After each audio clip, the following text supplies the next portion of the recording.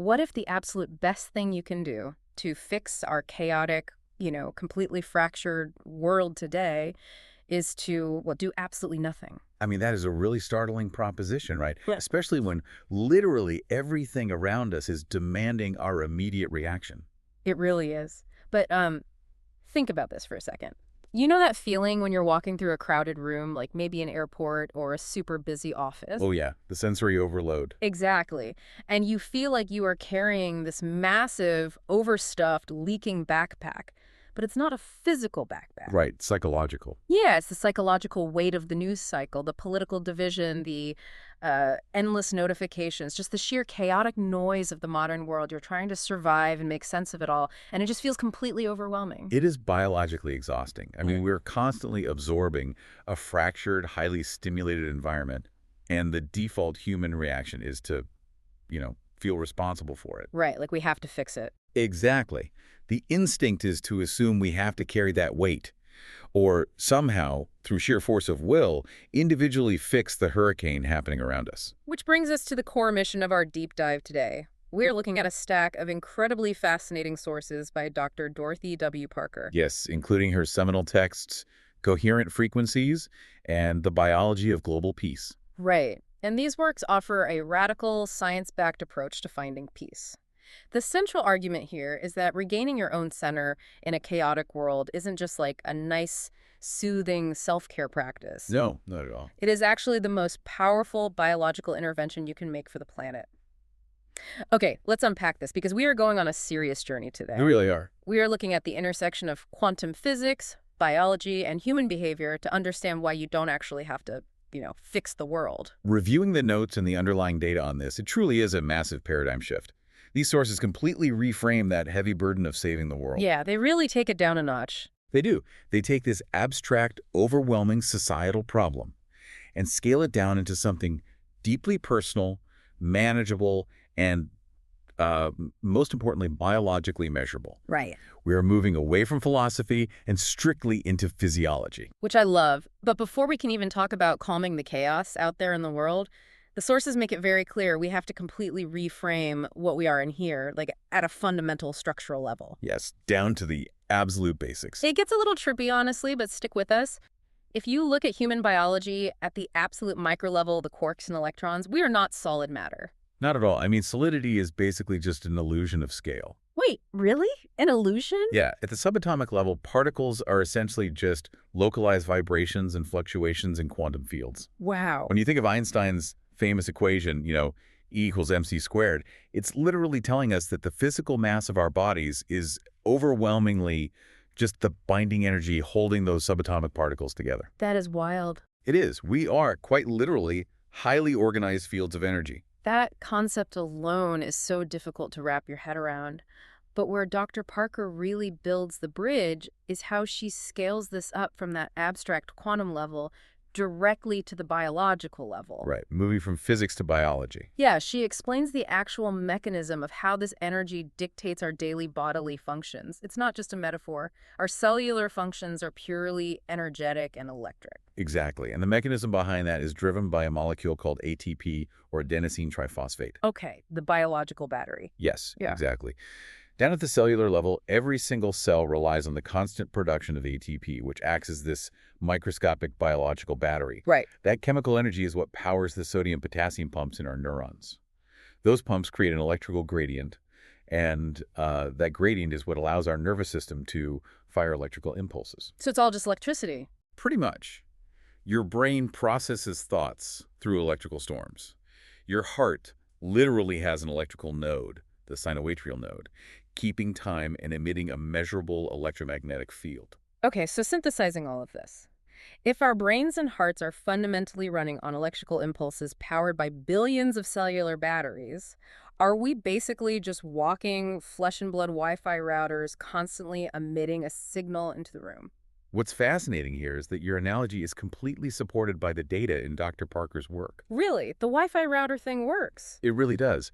Viewing ourselves as complex networks of oscillating energy is a literal description of nervous system regulation. Okay, explain that a bit more. Well, when your nervous system is dysregulated, say you are stressed, panicked, or, caught in an argument, the electrical firing becomes erratic. Like static. Yes, exactly like static on a radio. It creates chaotic biological and electrical noise. Heart rate variability, or HRV, just drops. But a regulated nervous system is coherent. The firing patterns between the heart and brain actually sync up. They become rhythmic and efficient. So yes, you are a biological router. You are. And the state of your autonomic nervous system dictates the clarity and frequency of the signal you are broadcasting outward. And because our biology is fundamentally an energetic broadcast, our internal state doesn't just stay neatly trapped inside our own skin. No, it doesn't. It physically alters the biological systems of the people standing right next to us. This is where we get into the rigorous neuroscience of what is called co-regulation. Right, co-regulation. Yeah. Because we are interconnected energetic systems, a calm, grounded nervous system acts as an energetic anchor. And how does that actually work in the body? The mechanism here involves our mirror neuron system and the vagus nerve. Your vagus nerve is essentially the superhighway of your parasympathetic nervous system, the rest and digest network. Okay, so how does that actually play out in a tangible, everyday scenario, say like in a boring conference room? Let's use Dr. Parker's clinical observations for that. Think about when someone walks into a room in a state of sheer, unadulterated panic. Oh, yeah. You can feel the shift before they even open their mouth. Exactly. Your own heart rate might tick up, your breathing might get shallower. That is their dysregulation spreading. Because of the mirror neurons. Right. Your mirror neurons are subconsciously scanning their erratic frequency and signaling danger to your own vagus nerve. Wow, so panic is literally contagious. It is. Yeah. But co-regulation works the other way, too. When you are deeply centered, with a high vagal tone, your coherent energy field interacts with theirs. So you're broadcasting safety. Yes. Your system broadcasts a signal of biological safety. Meaning you can actually absorb the panic of dysregulated people nearby without, like, mirroring it back to them? Precisely. In the biology of global peace, Dr. Parker actually cites a study where a single individual trained in maintaining a coherent HRV was placed in a high-stress meeting. Okay, what happened? Just by holding that internal regulation, the collective stress markers, like cortisol levels and resting heart rates of the other people in the room, dropped by up to 30%. 30%? That's huge. It is. You Yeah. naturally stop the spread of the chaos. In the language of the sources, you become a circuit breaker instead of a conductor. Okay, I have to push back on this a little bit. Yeah. Because it sounds beautifully serene in theory. Sure. But let's look at the messy reality of being human. If a coworker or a family member comes at you with frantic, aggressive, or panicky energy, human nature, like our deeply ingrained survival instinct, is to match that intensity to defend yourself. Oh, absolutely. Right. You yell, I yell louder. If I feel threatened, my vagus nerve isn't thinking about co-regulation, it's ringing the fire alarm. Of course. So how do you actually become this peaceful circuit breaker when your own internal alarms are going off? It is the most natural evolutionary response to want to match the energy. I mean, if a predator growls, you make yourself look bigger. But the sources address this directly by distinguishing between operating from your surface versus operating from your core. Okay, surface versus core. Right. Matching that frantic energy just adds another layer of biological noise to the room. It just feeds the chaos. Yeah, that makes sense. What Dr. Parker emphasizes is that the absolute core of a person, your deepest center of awareness, never fractures and is never chaotic. It is fundamentally stable. So, practically speaking, when I feel my chest tighten reading a horrible news headline or hearing a passive-aggressive comment, it's about finding that core rather than engaging with the surface-level noise. Yes. The key is recognizing that when someone comes at you with frantic energy, they're entirely caught up on their surface. They're in survival mode. Right. If you react from your own surface, you clash. You just amplify the static. So how do we avoid that clash? If you can train yourself through breath and awareness to rest in that steadier ground, you don't need to fight them to protect yourself. Your stability alone begins to alter the immediate field. You don't have to win an argument to neutralize the threat. You just have to hold your frequency. That's amazing. The sheer biological weight of a regulated nervous system will eventually entrain the chaotic ones around it. Which is such a wild shift in perspective. And this ability to act as a localized circuit breaker isn't just a tool for dealing with an anxious friend at a coffee shop or a stressed boss. No, it scales up significantly. Right. The texts argue that this is the exact mechanism required to deal with massive global chaos, media storms, and all this intense societal division we see today. Yes, that is the core argument. There's this central quote from a group referenced in the text, the Wealth Vortex Karmic Guides, that really stopped me in my tracks. They say, you don't try and fix the world, you just stop amplifying the frequency that's fracturing it. That single sentence essentially functions as the thesis statement for this entire philosophy. Stop amplifying the fracture. And when you look at how the modern world operates, outrage, anxiety, division, whether you're looking at political campaigns, the 24-hour news media, or social platforms, they all have one crucial thing in common. They thrive on human attention. Exactly. They need our biological energy to keep moving. And the sources are very clear on this, and I want to be incredibly objective about how we frame this for you listening. Right, this is an important distinction. The texts point out that engaging in fear-based reactions and taking sides in massive societal spectacles actually adds to the planet's overall energetic instability. It really does. And it absolutely doesn't matter what your political affiliation is, or whether you have all the facts and think you are objectively on the right side of a screaming match. Yes, the texts are not endorsing or condemning any specific political viewpoint. Right. They are purely reporting the biological and energetic reality that participating in any divisive spectacle feeds the fracture. The entire system of division relies entirely on your participation to sustain itself. If you pull your energy out, the system loses its fuel. Which is so empowering when you think about it. It really is.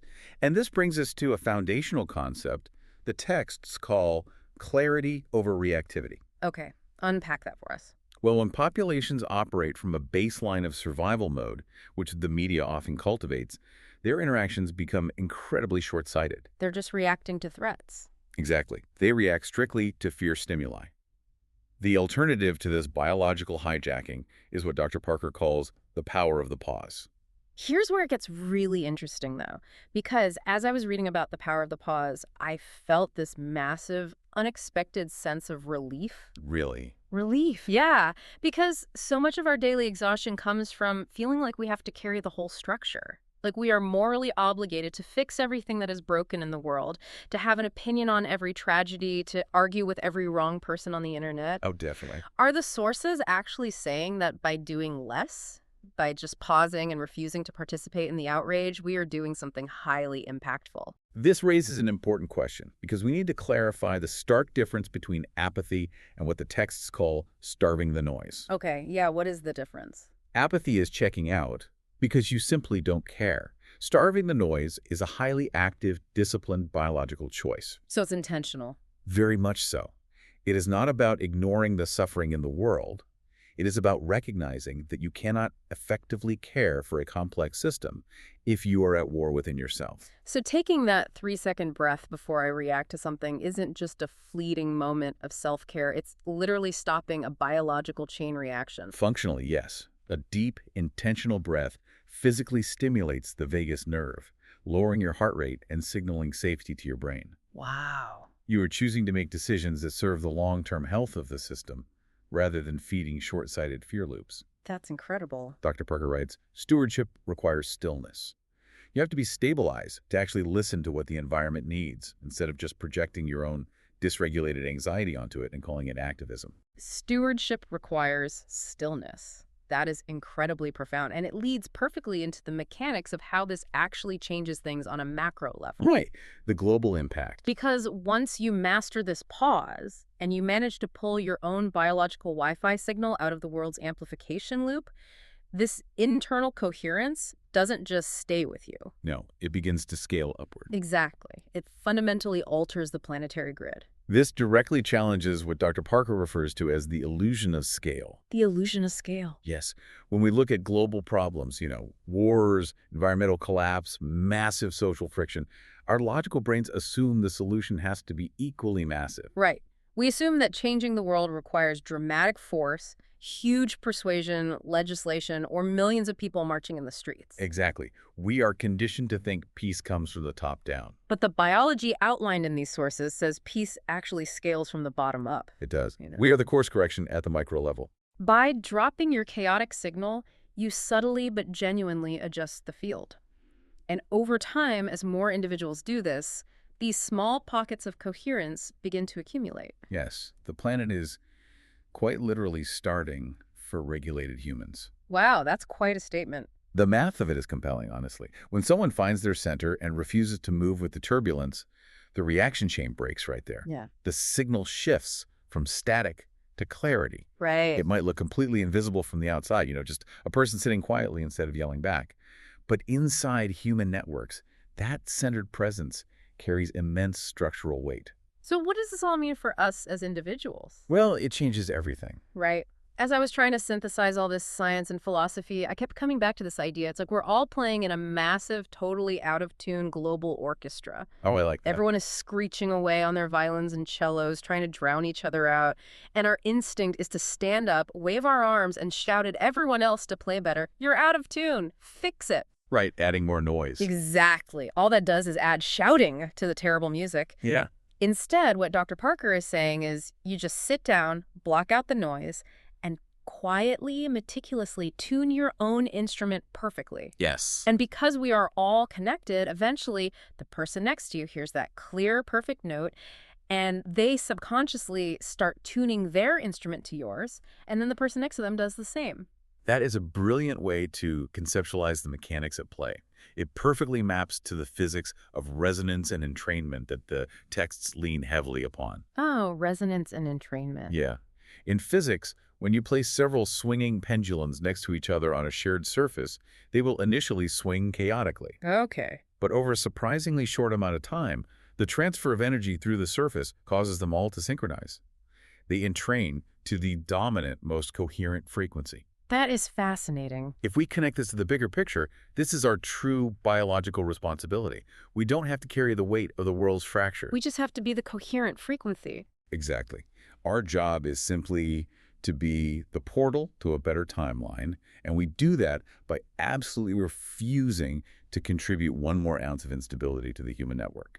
It is a profound shift in how we view our place in the world. So just to recap the incredible journey we've been on today. It's been quite the deep dive. It really has. We started by exploring how, at a foundational quantum and cellular level, we are oscillating fields of energy. Right, the biological batteries. We looked at the mechanics of ATP and the vagus nerve to understand how our nervous system acts as a broadcaster, literally co-regulating the biological systems of the people around us through mirror neurons. The circuit breaker concept. Exactly. We explored the power of the pause, learning how stepping out of survival mode allows us to act as that circuit breaker instead of a conductor for societal panic. Unstarving the noise. Yes. And finally, we realized that healing the massive macro-level problems of the world starts simply by refusing to amplify its fractures at the micro level. It is a potent reminder of the immense power you hold just in your fundamental state of being. Yeah, you really do. You don't have to fix the global grid today.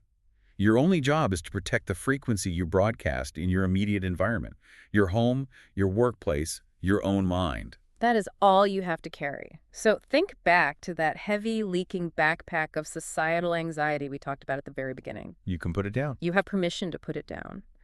But before we wrap up, I want to leave you with one final thought to mull over. Okay, what is it? Well, we've talked about how natural human interactions affect our frequency, but consider the technology we use every day. Ah, yes. The algorithms on your favorite social media apps are deliberately engineered to hack this exact biological frequency. They absolutely are. They are designed by some of the smartest engineers in the world to dysregulate your nervous system because static, outrage, and fear equal maximum engagement. They're literally profiting off your dysregulation. Exactly. So, knowing what you know now about your power as a biological circuit breaker, ask yourself this. What would happen to your local grid, to your family, your friends, your coworkers, if you deliberately took your signal entirely offline for a week?